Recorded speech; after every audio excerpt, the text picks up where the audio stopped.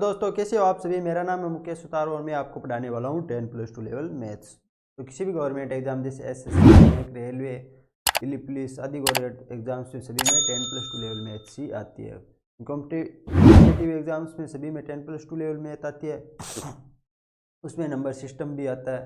तो हमारा chapter number system चल ही रहा है, तो उसमें साथ में क्या आज हम प्रैक्टिस करेंगे। पिछली क्लास में मैंने प्रैक्टिस की ली है और अब आज उससे आगे बढ़ेंगे। यहाँ तक हमने क्वेश्चन किया था पिछली क्लास में। 16 नंबर की 4 अभाज्य संख्याएं बढ़ते क्रम में ली गई है, जिनमें से प्रथम 3 का गुणनफल हमें 385 दे रखा था तथा अंतिम 3 का गुणनफल 100 दे रखा था। तो इनमें से अंतिम संख्या कौन सी थी हमने ज्ञात की थी। आज हम नेक्स्ट पढ़ेंगे, ठीक है। तो 17 नंबर क्वेश्चन क्या कहता है कि दो संख्याओं का अंतर 1365 है। बड़ी संख्या को छोटी संख्या से भाग देने पर भागफल 5 तथा शेषफल 15 प्राप्त होता है, तो छोटी संख्या कितनी है। 17 नंबर क्वेश्चन क्या कहता है, दो संख्याओं का अंतर 1365 है। हमने माना संख्या क्या, x और y, इनका डिफरेंस कितना है 1365। क्वेश्चन फर्स्ट बन गई। फिर क्या बोलता है कि बड़ी संख्या को छोटी संख्या से भाग देने पर भागफल 6 तथा शेषफल 15 प्राप्त होता है।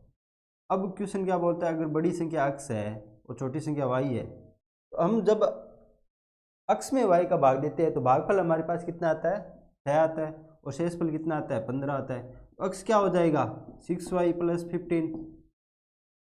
ये तो आपको समझाने की जरूरत नहीं है, इतने क्वेश्चन किए है। तो अब इस x की वैल्यू यहाँ पे y में रखेंगे, सॉरी इस सेकेंड इक्वेशन से x की वैल्यू फर्स्ट में रखेंगे। तो सेकेंड से फर्स्ट में मान रखने पर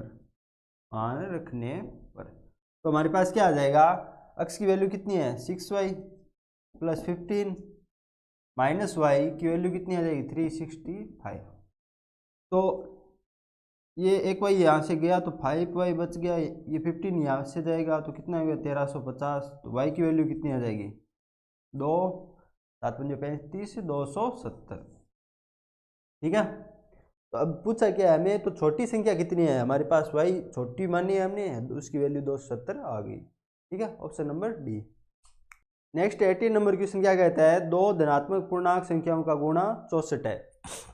18 नंबर क्या कहता है, दो इंटीजर है, हमने क्या माना x और y मान लिया, ठीक है। धनात्मक पूर्णांक यानी पॉजिटिव इंटीजर है, उनका गुणा 64 है, तो संख्याओं का न्यूनतम योग कितना होगा। इसकी वैल्यू कितनी है 64, तो उनका न्यूनतम संभव कितना मान संभव है। तो इस ऐसे क्वेश्चनों में आपको हमेशा याद रखना है, अगर हमारे पास गुणा में वैल्यू दी गई है, ठीक है, और न्यूनतम अगर हमें योग न्यूनतम ज्ञात करना है, तो आपको एक चीज ध्यान रखना है कि योग न्यूनतम तभी संभव होगा जब संख्याओं का अंतर न्यूनतम होगा। कैसे, तो अगर दोनों संख्याएं पॉजिटिव इंटीजर है, पॉजिटिव इंटीजर कहाँ से शुरू होते हैं 1 से लेकर 2 से शुरू होते हैं, तो पहली संख्या x की वैल्यू 1 भी हो सकती है 2 भी हो सकती है। तो माना अगर x की वैल्यू 1 मान ली हमने और y की वैल्यू हमारे पास कितनी आ जाएगी 64। तो अगर हमें जब हमने देखा इन दोनों के बीच में डिफरेंस कितना है 63 का है, तो डिफरेंस बहुत ज़्यादा है। यही एक वैल्यू पॉसिबल है इन दोनों की, जब यहाँ पे डिफरेंस सबसे ज़्यादा आएगा। अगर डिफरेंस सबसे ज़्यादा आएगा तो योग कितना आ रहा है यहाँ पे 65। एक क्वेश्चन में क्या बोल रहा है कि न्यूनतम मान संभव होना चाहिए, ठीक है। तो अगर हम यहाँ पे x की वैल्यू 2 रख ले तो 32 आएगा, तब योग कितना आ रहा है 34 आ रहा है,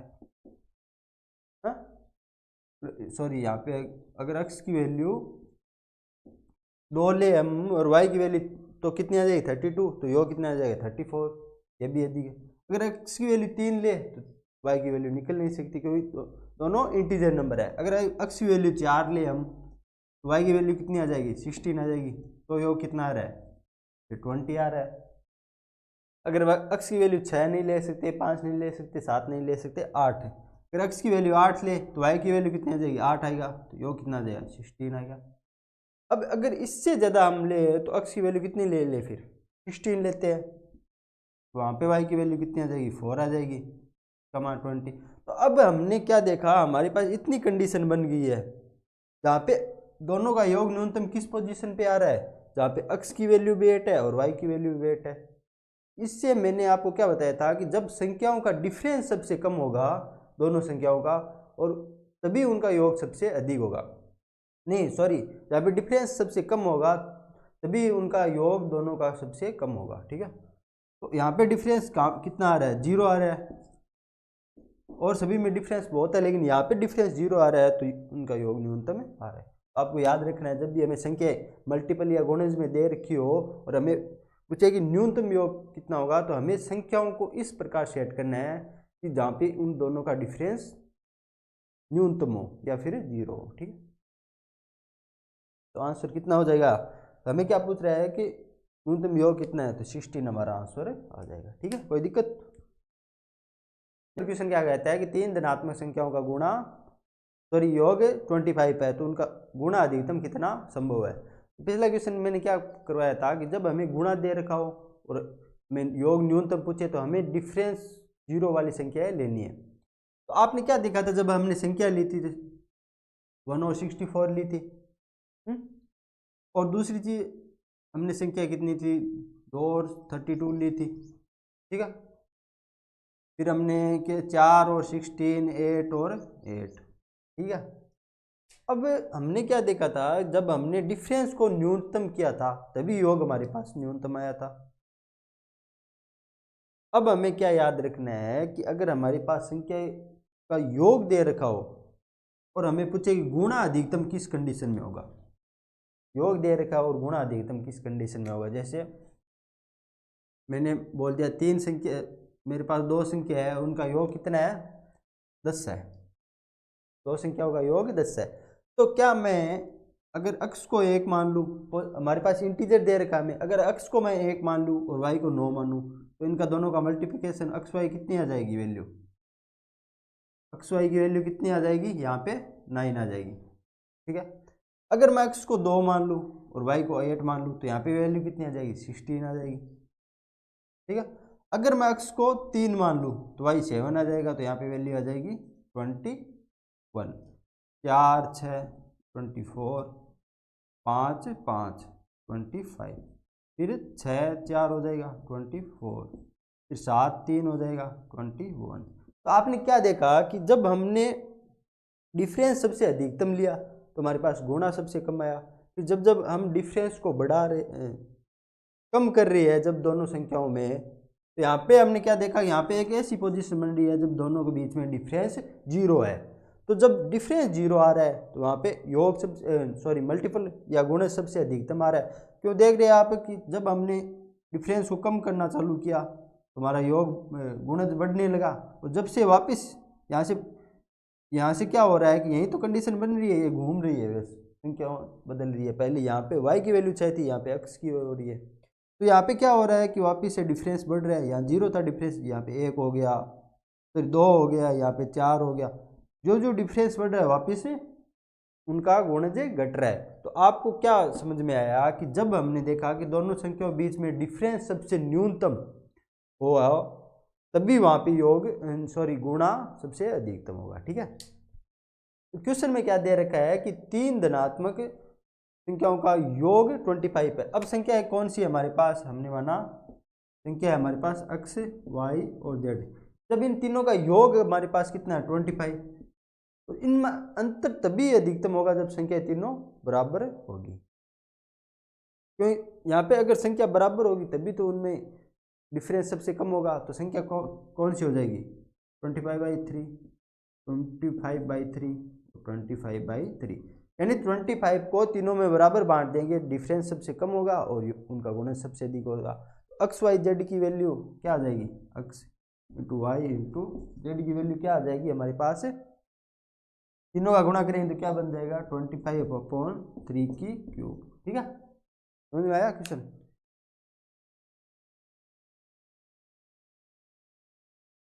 तो मैंने क्या बताया आपको, दो कंडीशन बता दी, एक तो अगर हमें गुणा दे रखा और योग न्यूनतम पूछे, हमें क्या करना है कि योग न्यूनतम कब होगा, जब उन दोनों के बीच में डिफरेंस सबसे कम होगा।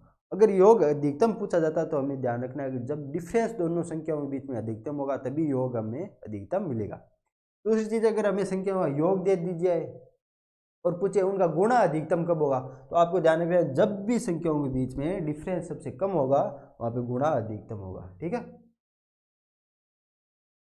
नेक्स्ट नंबर क्वेश्चन क्या कहता है, किसी संख्या को क्रमागत रूप से 11 और 3 से भाग देने पर शेषफल 7 व 1 बचता है, तो उसी संख्या के में 33 से भाग देने पर शेष क्या बचेगा।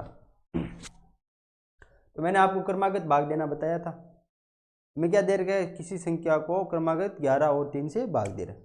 पहले कितने 11 भाग से दे रहे हैं, 11 से भाग दे रहे हैं। ठीक है। फिर कितने से दे रहे हैं, 3 से भाग दे रहे हैं, तो शेष कितना बच रहा है, 7 व 1 बच रहा है। ठीक है। तो उसी संख्या में 3 से भाग देने पर शेष कितना बचेगा। मैंने माना यहाँ पे कोई हमारे पास संख्या अक्ष थी। ठीक है। फिर जब मैंने उसमें 11 में से भाग दिया तो हमारे पास शेष कितना बचा, शेष बचा 7 बच गया यहाँ पे। तो भागफल कितना आ रहा है हमारे पास, p आ रहा है मान लिया। तो p टाइम्स जब 11 से डिविजिबल होगी तभी शेष बचेगा, तो अक्ष की वैल्यू कितनी आ जाएगी, 11p + 7 आ जाएगी, इक्वेशन फर्स्ट। फिर हमें क्या दे रखा है, क्रमागत भाग में हम क्या देखते हैं, जब भागफल आता है उसमें दोबारा भाग देते हैं, तो p हमारे पास क्या आ रहा है, भागफल आ रहा है। तो p में जब हमें कितने से, 3 से भाग देंगे तो हमारे पास शेषफल कितना आएगा, रिमाइंडर 1 आ जाएगा। तो हमने क्या माना, यहाँ पे हमने माना कि ये p आ रहा है, तो ये हमने माना कि r टाइम डिविजिबल है। तो इसमें p की वैल्यू कितनी आ जाएगी, p की वैल्यू आ जाएगी 3r + 1 इक्वेशन 2। तो हमारे पास संख्या अक्ष की वैल्यू क्या बन जाएगी, अक्ष बन जाएगी 11 × 3r + 1 + 7, तो 33r + 11 + 7, ये हमारे पास अक्ष की वैल्यू आ गई। ठीक है। समझ में आया कैसे है अक्ष की वैल्यू। तो अक्ष की वैल्यू कितनी आ जाएगी, 33r + 18। हमने r की फॉर्म में x की वैल्यू निकाली। अब क्वेश्चन क्या दे रहा है कि तो उसी संख्या में जब 33 से भाग देते हैं तो शेष कितना बचेगा। अब ये संख्या हमारे पास सबसे पहले प्रेजेंट थी, क्योंकि हमने क्रमागत भाग से जब इसमें 11 का भाग दिया तो जो हमारे पास भागफल आया था r p, उसमें फिर हमने क्या किया, 3 का भाग दिया तो हमारे पास भागफल आ रहा था। तो जब हमारे पास संख्या ये है, अब हमें इसमें क्या 33 से भाग देना है। तो मैंने बताया था जब हमारे पास संख्या मल्टीपल में हो तो हमें क्या करना है, बहुत ज़्यादा हो तो हमें अलग अलग भाग देना है। तो यहाँ पे 33 से भाग देंगे तो कट जाएगा और रिमाइंडर 0 आ जाएगा। अब 18 में 33 से भाग दे तो 18 रिमाइंडर आ जाएगा। तो इसमें ओवरऑल रिमाइंडर कितना आ जाएगा, हमारे पास 18 आ जाएगा। समझ में आया। तो आप आर नहीं, आप मान लो क्यू मान लो। ठीक है। कंफ्यूज हो जाओगे फिर, क्यू क्यू क्यू क्यू। ठीक है। ओके, कोई प्रॉब्लम, कोई समस्या।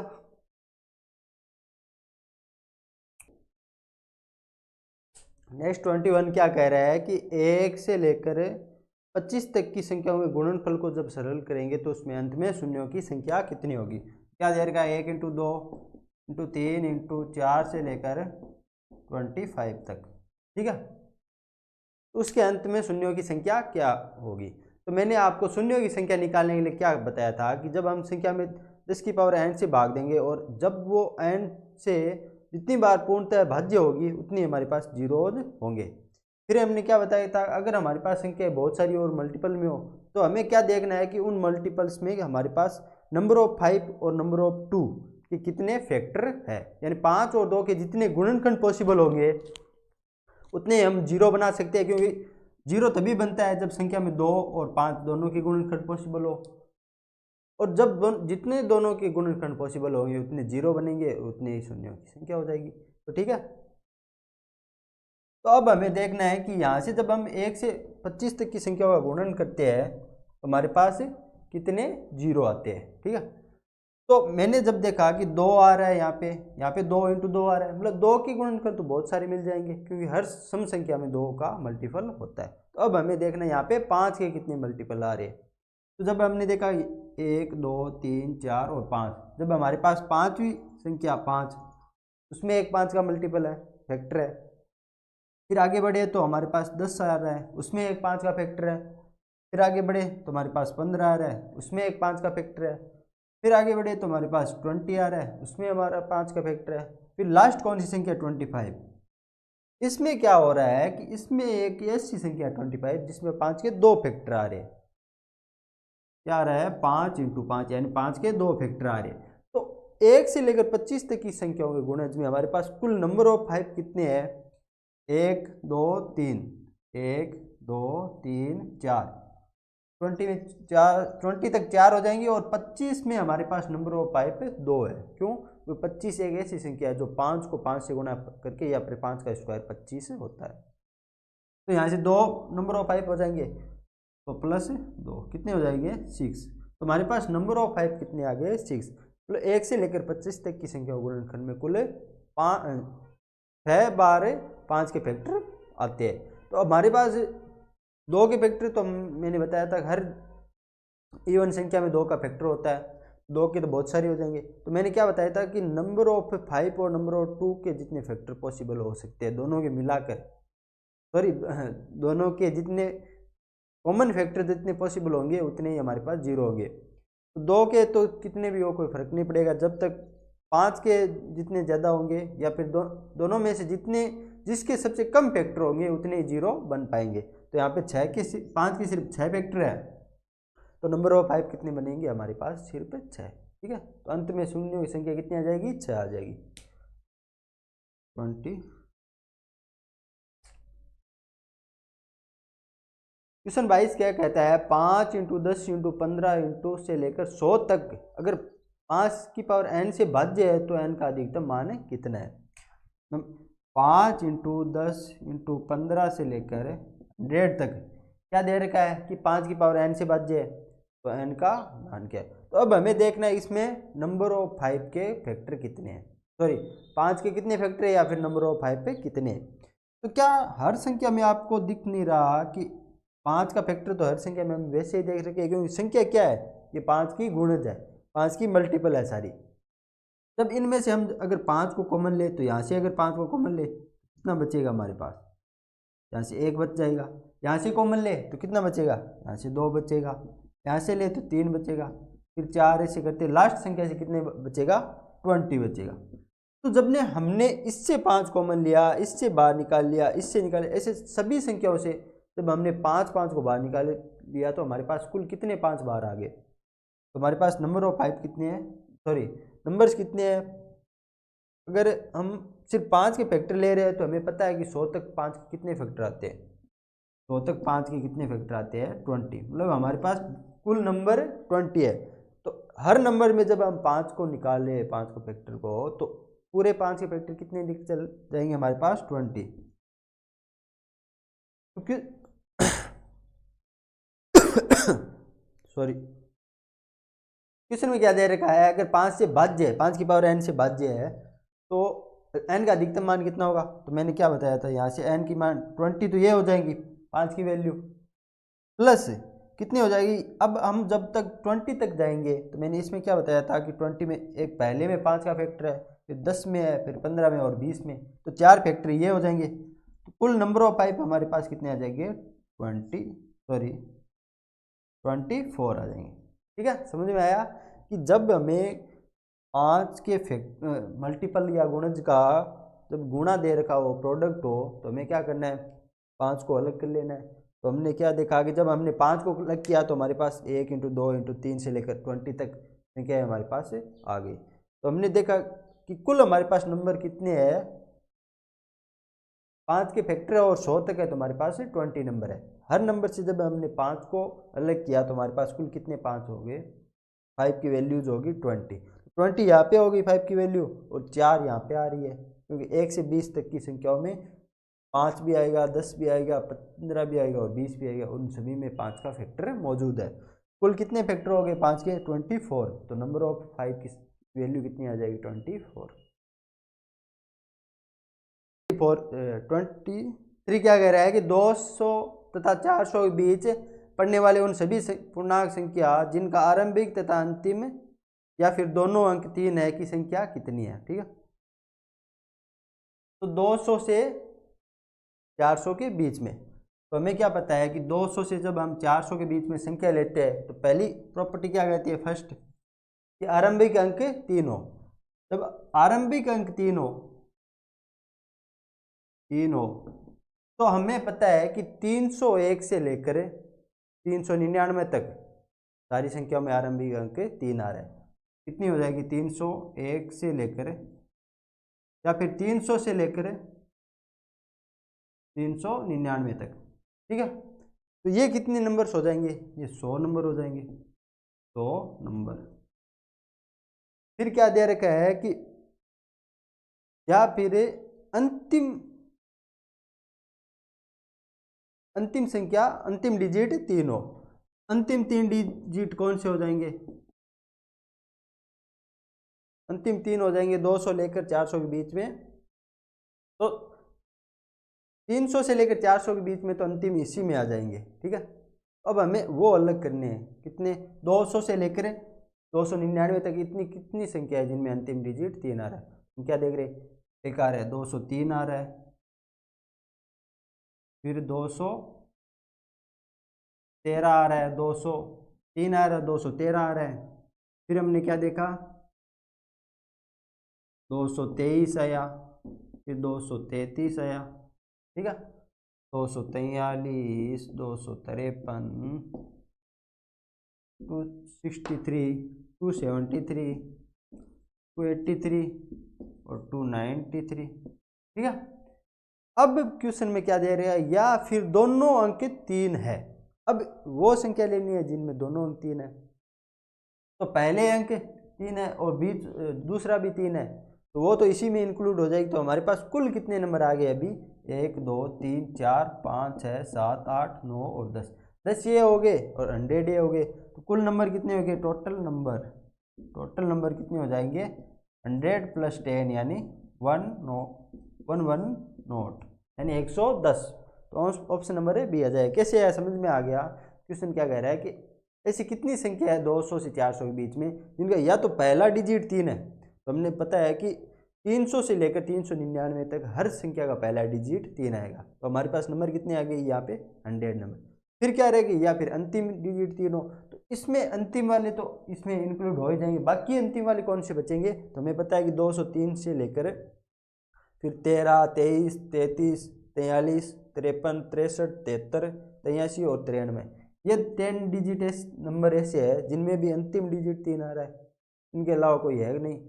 फिर क्वेश्चन क्या कह रहे हैं, या फिर दोनों में 3 हो, तो दोनों में 3 वाले तो इसी में आ जाएंगी ना, कि पहले में 3 आ रहा है तो उसमें कुछ संख्या ऐसी भी होगी जिनमें बाद में तीसरा डिजिट भी 3 होगा। तो कुल डिजिट कितने आ गए हमारे पास, 100 और 10, कितने आ जाएंगे, 100 और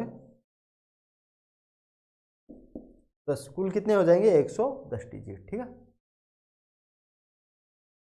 24 क्वेश्चन क्या कह रहा है कि किसी संख्या को 899 से भाग देने पर 63 शेष बचता है, तो उसी संख्या को 29 से भाग देने पर शेष कितना बचेगा। हमने माना कोई संख्या अक्स है, जब इसमें 899 से भाग देते हैं तो शेष कितना बच रहा है हमारे पास, 63। मैंने माना ये p टाइम्स जा रही है, तो संख्या अक्स की वैल्यू कितनी आ जाएगी, 899 इंटू पी प्लस 63। अब क्वेश्चन क्या बोल रहा है कि जब इस संख्या में 29 से भाग देंगे तो हमारे पास रिमाइंडर कितना आएगा। ठीक है, तो अब हम 29 से भाग दे के देख लेते हैं। तो इसमें जब हम 29 से भाग देंगे तो यहाँ पे अलग से भाग देंगे, प्लस 63 में अलग से भाग देंगे, तो यहाँ पे देखो रिमाइंडर कितना बच रहा है। 29 को जब 2 बार किया तो 3 बार में ये बन जाएगी 87, रिमाइंडर 2 यहाँ। तो हमने क्या देखा कि इसको जब से काटेंगे तो ये 3 बार जाएगी 87 में, फिर 2 रिमाइंडर यहाँ से बचेगा, वापस 29 बचेगा, तो ये वापस कट जाएगी। इसका मतलब यहाँ पे रिमाइंडर कितना आ रहा है हमारे पास, 0 आ रहा है, क्योंकि यह संख्या पूर्णतः कट रही है। अब हमें देखना है इसमें रिमाइंडर कितना बच रहा है, तो 29 दूनी 58 है, तो यहाँ पे बच गए कितने, 5। मतलब पूरी संख्या में रिमाइंडर हमारे पास कितना आ गया, 5 आ गया। ठीक है, ये ऑप्शन आ गया, ऑप्शन नंबर ए। तो ज़्यादातर क्वेश्चनों में ऐसे ही क्वेश्चन आते हैं जहाँ पे अगर हमें रिमाइंडर ऐसे क्वेश्चन दे कि पहली संख्या में जब हम भाग देते हैं इतना रिमाइंडर बचता है, तो उसी संख्या में वैसे, तो लगभग क्वेश्चन ऐसे ही आते हैं जिसमें पहली संख्या आपको ज़्यादातर निकालने की जरूरत ही नहीं है, आप सीधे रिमाइंडर में भाग दे दो। लगभग क्वेश्चन में ऐसा ही होता है, क्योंकि यहाँ पे लगभग सारे क्वेश्चन इस प्रकार संख्या सेट दी जाती है कि पूर्णतः कट जाती है और पहली संख्या में रिमाइंडर हमेशा 0 आएगा। तो रिमाइंडर हमें पहले दे रखा था, उसी से दूसरा रिमाइंडर का याद करना है। ठीक है, 25 क्या कहता है कि 101 इंटू 102 इंटू 103 से लेकर 200 के अंत में शून्यों की संख्या कितनी है। 101 गुणा 102 गुणा 103 से लेकर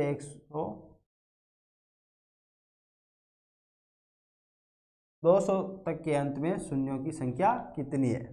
ठीक है, तो मैंने आपको क्या बताया है कि शून्यों की संख्या कैसे निकालते हैं, हम 10 की पावर n से भाग दे के निकालते हैं। तो हमें क्या पता होना चाहिए कि जब संख्याओं में 2 और 5 के फैक्टर जब मौजूद होंगे तो 10 का फैक्टर बन जाएगा, और जब 10 का फैक्टर बन जाएगा तो तभी तो हमारे पास नंबर ऑफ जीरो निकाल पाएंगे हम।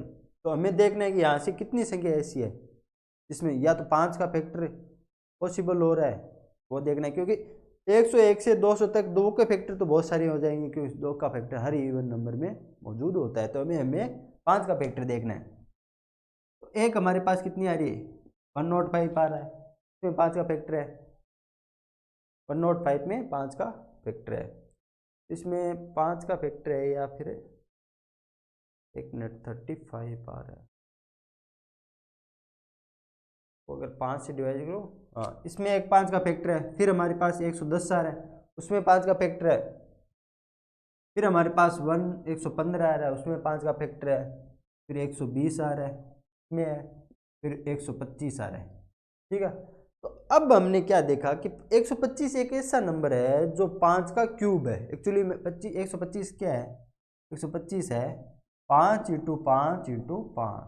ठीक है, इसका क्या मतलब हुआ कि एक ऐसी संख्या जो सिर्फ 5 से बनी हुई है, 5 के फैक्टर से, वो भी कितनी बार, जब हम 5 का क्यूब लेते हैं या 5 के फैक्टर को 3 बार मल्टीप्लाई करते हैं खुद से, तो भी 125 बनता है। तो ये एक ऐसी संख्या है जिसमें 5 के 3 फैक्टर आ जाएंगे। ठीक है, आपको ध्यान रखना है। फिर नेक्स्ट कौन सी हो जाएगी, कौन सी हो जाएगी, 130 हो जाएगी, 135 हो जाएगी, 140 हो जाएगी, 145 हो जाएगी और 150 हो जाएगी। अब 150 एक ऐसी संख्या आ रही है जिसमें हम 25 से भाग दे सकते हैं। कितने से, 25 से। 25 से डिविजिबल है ये। जब ये 25 से डिविजिबल है तो 25 में क्या हो रहा है कि 5 के फैक्टर 2 आ रहे हैं। 25 एक ऐसी संख्या है जब 5 को 5 से गुणा या फिर 5 का स्क्वायर करने पे आता है। तो इसमें क्या हो रहा है कि इसमें 2 फैक्टर मौजूद है 5 के। तो हमें अभी क्या ध्यान रखना है, यहाँ से हमें ध्यान रखना है कि यहाँ पे 2 फैक्टर है 5 के। ठीक है, फिर नेक्स्ट कौन सी हो जाएगी, 155, 160, 165, 170 और 175। ठीक है, अब हमने वापस क्या देखा कि इसमें 25 से डिविजिबल है कितने टाइम्स, 7 टाइम्स 25 से। इसमें अगर 25 का फैक्टर है तो इसमें 5 के कितने फैक्टर हो जाएंगे, 2 फैक्टर हो जाएंगे। फिर 180 आ जाएगा, 185 आ जाएगा और 190 आ जाएगा। ठीक है, 190 आ जाएगा और 195 आ जाएगा और 200 आ जाएगा। तो इसमें भी वापस से 25 का फैक्टर पॉसिबल है। जब इसमें 25 का फैक्टर है तो इसमें भी वापस 2 फैक्टर आ जाएंगे। समझ में आया कि हमने देख लिया कि 101 से 200 तक कौन सी संख्या में 5 का फैक्टर मौजूद है। तो शून्य की संख्या कैसी कितनी होगी, जितने नंबर ऑफ 5 होंगे। तो यहाँ पे 1 2 3 4, 3 यहाँ पे आ रहा है, 7 हो गए, 8 9 10 11, 2 यहाँ पे आ रहा है, 13 हो गए, 14 15 16 17, 2 यहाँ पे आ रहा है, 19 हो गए, 18 19 20 21 22 23 और 2 यहाँ पे आ रहे हैं 25। ठीक है, तो ऑप्शन नंबर बी हो जाएगा। सेकेंड मेथड में हम कैसे करेंगे कि मैंने जब आपको नंबर ऑफ 5 निकालना बताया था तो मैंने क्या बताया था, या फिर अंत में शून्यों की संख्या हमने कैसे निकाली थी, हमने 5 से भाग देके कि उसमें संख्या में नंबर ऑफ 5 कितने मौजूद है। तो हमें पता है कि जब अगर हमारे पास 100 तो 1 से लेकर 200 तक की संख्या होती तो हम कैसे निकाल सकते, इसमें 5 का भाग नहीं, कितनी बार जाता है 40 टाइम्स जाता है। फिर मैंने कहा था उसमें दोबारा भागफल में भाग दो, कितनी टाइम जाता है 8 टाइम जाता है, वापस दो, कितनी टाइम जाता है 1 बार जाता है। फिर मैंने क्या बताया था कि ये नंबर कौन से है, ये ऐसे नंबर है जो 5 का जिसमें फैक्टर 2 बार पॉसिबल हो, ये एक ऐसा नंबर है जिसमें 5 का फैक्टर 3 बार पॉसिबल हो। अगर हमारे पास इनकी वैल्यू हम 1 से लेकर 200 तक के कुल 5 के फैक्टर कितने आ जाएंगे, हमारे पास आ जाएंगे 49। ठीक है, अब हमें क्या करना है कि हमें पूछा तो 101 से 200 तक है, तो अब हमें 1 से लेकर 100 तक घटाने हैं। 100 तक कितने 5 के फैक्टर हो जाएंगे, ये हो जाएंगे कितने 20, तो 20 में वापस किया 4 आ रहा है, अब जा नहीं रहा, कितने हो जाएंगे 24 हो जाएंगे। अब हमें हमारे पास 1 से 200 तक 49 है और 1 से 100 तक कितने हैं 24, तो हमारे पास वैल्यू कितनी आ जाएगी, और आंसर आ जाएगा हमारे पास 49 माइनस 24, कितनी वैल्यू आ जाएगी इसकी 25। ठीक है, समझ में आया, कोई दिक्कत कि जब भी हमें नंबर ऑफ शून्यों या सॉरी जब भी हमें जीरो की वैल्यू ज्ञात करनी हो तो हमें क्या करना है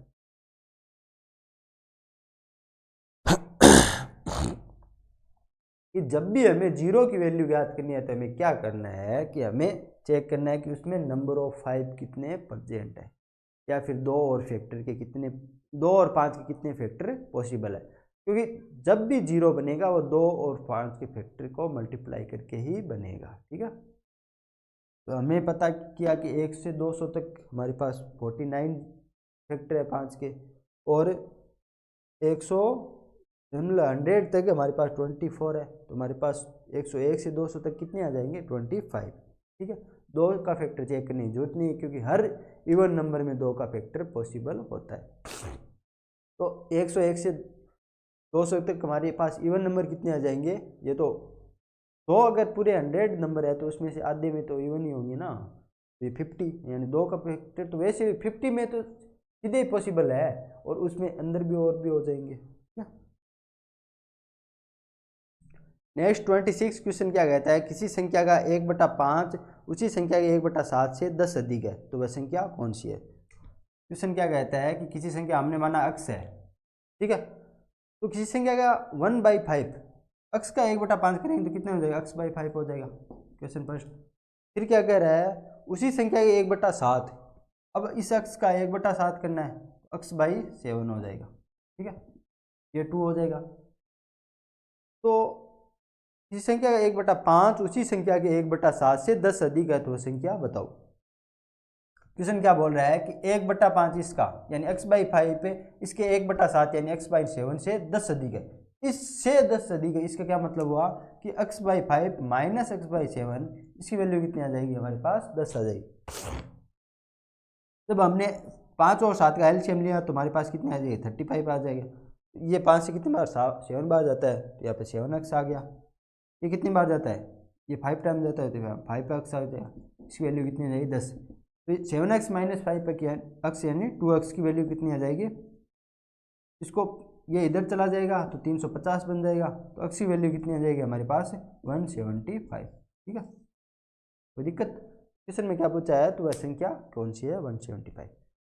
समझ में आया कि अगर क्वेश्चन क्या दे रहा है कि इस संख्या यानी x का जब 1/5 करते हैं यानी x बाई 5 और फिर अगर इसी x का 1/7 यानी x बाई 7 करते हैं तो जो हमने पहले किया था 1/5 वो इससे 10 अधिक है, यानी इसमें से अगर इसको घटाएंगे तो हमारे पास वैल्यू 10 आएंगी। ठीक है, नेक्स्ट उसका सेकंड क्या कहता है कि 3 से विभाजित होने वाली 3 क्रमागत प्राकृत संख्याओं का योग 72 है तो इनमें सबसे बड़ी संख्या कौन सी है। क्वेश्चन क्या कहता है कि 3 से विभाजित हो रही है और क्रमागत है, 3 से विभाजित हो रही है और क्रमागत है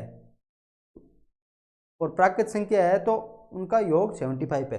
तो हमें पता है कि अगर ये संख्या 3 से पहली संख्या 3 से विभाजित हो रही है, दूसरी संख्या भी 3 से विभाजित कब होगी, अगर वो क्रमागत है तो वह तभी होगी जब वो 3 का फैक्टर होंगी या फिर गुणज 3 का गुणज होगी। तो अगर ये मान लो मेरे पास 6 है एक पहली संख्या, तो अगर ये 3 से विभाजित है उसकी नेक्स्ट क्रमागत कौन सी होगी, 7 हो सकती है नहीं हो सकती, 8 हो सकती है नहीं हो सकती, 9 होगी।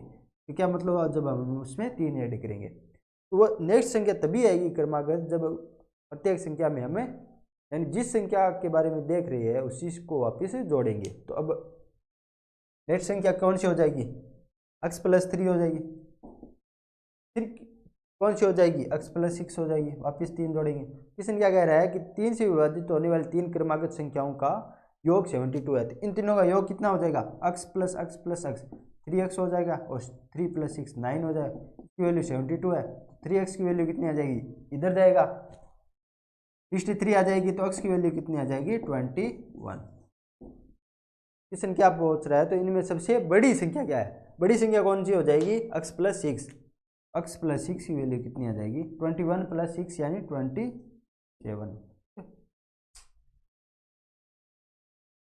नेक्स्ट 27 देखो क्वेश्चन।